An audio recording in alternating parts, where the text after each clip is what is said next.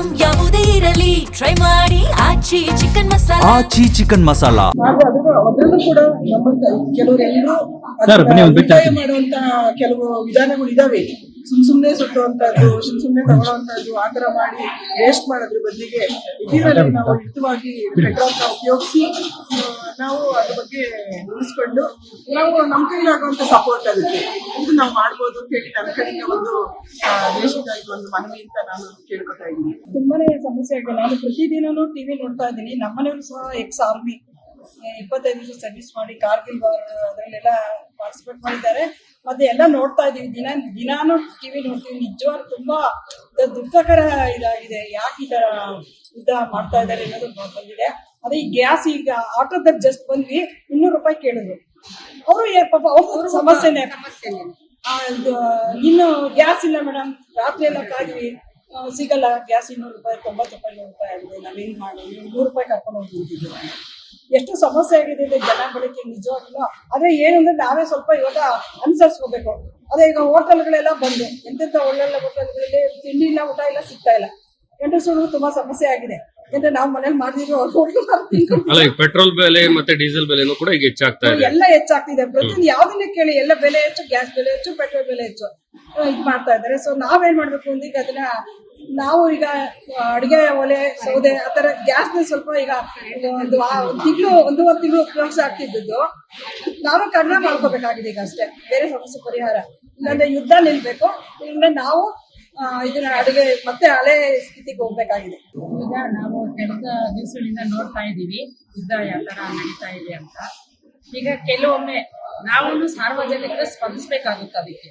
ಈಗ ಮಾಧ್ಯಮದಲ್ಲಿ ನೋಡ್ತಾ ಇದೀವಿ ನಾವು ಕೆಲವು ದಿನದಿಂದ ಏನು ಪ್ರಕಟಣೆ ಏನೇನು ಬರ್ತಾ ಇದೆ ಅಂತ. ಅದರಲ್ಲಿ ಅಲ್ಲಿ ಒಂದು ನಡೆದ್ರೆ ಇನ್ನೊಂದು ಹೇಳ್ತಾ ಇದ್ದಾರೆ ಅಷ್ಟು ನಡೆಯುತ್ತೆ ಆಗುತ್ತೆ ಅಂತ ಅಂದ್ಮೇಲೆ ನಾನ್ ಹೇಳ್ತಾ ಇರೋದು, ಕೆಲವು ಟೈಮಲ್ಲಿ ಯುದ್ಧ ನಡೆಯೋದ್ರಲ್ಲಿ ನಾವು ಸಪೋರ್ಟ್ ಮಾಡ್ಬೇಕು. 1 ರೂಪಾಯಿ 2 ರೂಪಾಯಿ ಜಾಸ್ತಿ ಆಗುತ್ತೆ ಅಂತ ಹೇಳ್ತಾ ಇದ್ದಾರೆ. ಅದರಿಂದ ನಮ್ಗೇನು ಹೊರೆ ಏನು ಆಗಲ್ಲ, ಏನೋ ಆಗುತ್ತೆ ಅಂತ ಹೇಳ್ತಾ ಇದ್ದಾರೆ. ಹಂಗಾಗಿ ಮತ್ತೆ ಯುದ್ಧ ನಡೀತಾರೆ ಯಾವ ತರ ಗ್ಯಾಸ್ ಸ್ವಲ್ಪ ಪ್ರಾಬ್ಲಮ್ ಆಗುತ್ತೆ. ಅದಕ್ಕೂ ಸ್ವಲ್ಪ ನಾವು ಈಗ ಮಾಮೂಲಿ ಸೌದಿ ಹೊಲದಲ್ಲಿ ಹಚ್ಕೊಂಡ್ ಮಾಡ್ತೀವಿ ಅಂತ ಹೇಳ್ತಾ ಇದಾರೆ ಜನ. ಒಂದಿದ್ರೆ 2 ಅದನ್ನ ಅಭಾವ ತೋರಿಸ್ತಾ ಇದ್ದಾರೆ. ನಾವು ಸ್ವಲ್ಪ ಅದಕ್ಕೆ ಸಪೋರ್ಟ್ ಮಾಡ್ಬೇಕಂತ ನಾನು ವಿನಂತಿ ಮಾಡ್ತೀನಿ. ದೇಶದ ಜೊತೆ ನಿಲ್ಬೇಕು ಅಂತ. ಹೌದು, ಈಗ ಯುದ್ಧ ನಡೀತಡ ನಾವು ಸಪೋರ್ಟಿಂಗ್ ನಿಂತ್ಕೋಬೇಕಲ್ವಾ.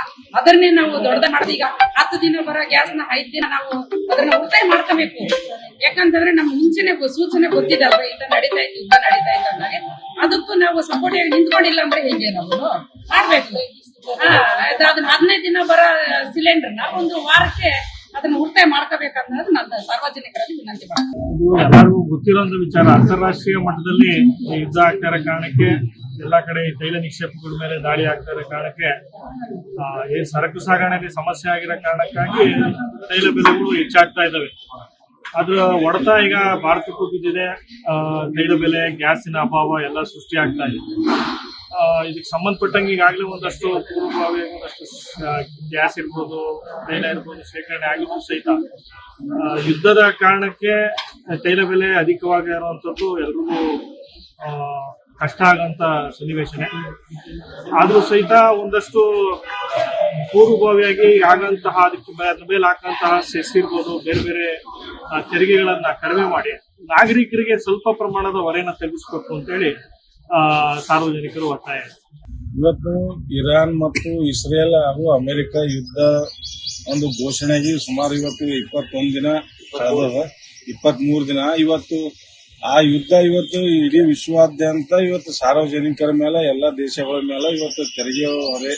ಇವತ್ತು LPG ಗ್ಯಾಸ್ ಆಗಲಿ, ಪೆಟ್ರೋಲಿಯಂ ಆಗಲಿ, ಡೀಸೆಲ್ ಆಗಲಿ, ಇವತ್ತು ಪೆಟ್ರೋಲ್ 2 ರೂಪಾಯಿ, ಇವತ್ತು ಪ್ರೀಮಿಯಂ ಪೆಟ್ರೋಲ್ 2 ರೂಪಾಯಿ ದರ ಹೆಚ್ಚಿಗೆ ಕರ್ನಾಟಕ ಸರ್ಕಾರದಲ್ಲಿ ಇವತ್ತು 2 ರೂಪಾಯಿ ಪೆಟ್ರೋಲ್ ದರ ಹೆಚ್ಚಿಗೆ ಆಗಿದೆ. ಇದೇ ರೀತಿ ಇನ್ನು ಡೀಸೆಲ್ ಹೆಚ್ಚಿಗೆ ಐತಿವಪ್ಪ ಅಂತಂದ್ರೆ ಇವತ್ತು ಪ್ರತಿಯೊಂದು ವಸ್ತು ಸರಕು ಸಾಗಾಟ ಮತ್ತು ಆಮದು ಮಾಡ್ಕೋಬೇಕಾದ್ರೆ ಇವತ್ತು ಏನಪ್ಪಾ ಅಂತಂದ್ರೆ ಡೀಸೆಲ್ ಹೆಚ್ಚಿಗೆ ಆಯ್ತು ಅಂತಂದ್ರೆ ಪ್ರತಿಯೊಂದು ವಸ್ತು ಬೆಲೆ ಏನಪ್ಪಾ ಅಂದ್ರೆ ಗಗನಕ್ಕೇರ್ತದೆ. ಅದಕ್ಕೆ ನಾವು ರಾಜ್ಯ ಸರ್ಕಾರ ಮತ್ತು ಕೇಂದ್ರ ಸರ್ಕಾರಕ್ಕೆ ಒಂದು ಮನವಿ ಮಾಡ್ತೀವಿ, ಯಾವುದೇ ಕಾರಣಕ್ಕೂ ಡೀಸೆಲ್ ಮತ್ತು ಪೆಟ್ರೋಲ್ ಬೆಲೆ ಹೆಚ್ಚಿಗೆ ಮಾಡಬಾರ್ದು. ಆಲ್ರೆಡಿ ಈಗ ಅಡಿಗೆ ಅನಿಲ ಏನಪ್ಪಾ ಅಂತಂದ್ರೆ ಇವತ್ತು ಕಮರ್ಷಿಯಲ್ ಏನದ 108 ರೂಪಾಯಿ, ಮತ್ತೇನದ ಈಗ ಗೃಹ ಬಳಕೆ ಏನದ 68 ರೂಪಾಯಿ ಜಾಸ್ತಿ ಮಾಡ್ರಿ. ಈಗ ಇದೇ ನಮ್ಗೆ ಹೊರಿ ಅದ. ಈಗ ಡೀಸೆಲ್ ಒಂದ್ ಜರ ಹೆಚ್ಚಿಗೆ ಐತಪ್ಪ ಅಂತಂದ್ರೆ ಈಗ 1 ಕಿಲೋ ಎಣ್ಣೆ ಇವತ್ತಿನ ದಿವಸ ನಾವು ತೋಲಕ್ ಆದ್ರೆ 190 ರೂಪಾಯಿ ಪಾಮ್ ಆಯಿಲ್ ಈಗ ಲಭ್ಯ ಆಗ್ಯಾವ. ಇನ್ನ ಡೀಸೆಲ್ ರೇಟ್ ಏರಿಲ್ಲ ಅಂತಂದ್ರು ಕೂಡ 1 ಕಿಲೋಗೆ 190 ರೂಪಾಯಿ. ಈ ಡೀಸೆಲ್ ಏರಿತಪ್ಪ ಅಂತಂದ್ರೆ ನಮ್ಗೆ ಎಲ್ಲಿ 250 ರೂಪಾಯಿ 1 ಕೆಜಿಗೆ ಏನಪ್ಪಾ ಅಂತಂದ್ರೆ ಒಳ್ಳೆಣ್ಣೆ ಖರೀದಿ ಮಾಡತಕ್ಕಂತ ಪರಿಸ್ಥಿತಿ ಇವತ್ತು ಸಾರ್ವಜನಿಕರಲ್ಲಿ ವಿರೋಧ ವ್ಯಕ್ತ ಆದ ಕಾರಣಕ್ಕೆ ಯಾವುದೇ ರೀತಿ ಡೀಸೆಲ್ ಮತ್ತು ಪೆಟ್ರೋಲ್ ಬೆಲೆ ಹೆಚ್ಚಿಗೆ ಮಾಡಬಾರ್ದಂತೇಳಿ ನಾವು ಕೇಂದ್ರ ಮತ್ತು ರಾಜ್ಯ ಸರ್ಕಾರಕ್ಕೆ ಮನವಿ ಮಾಡ್ತೇವೆ.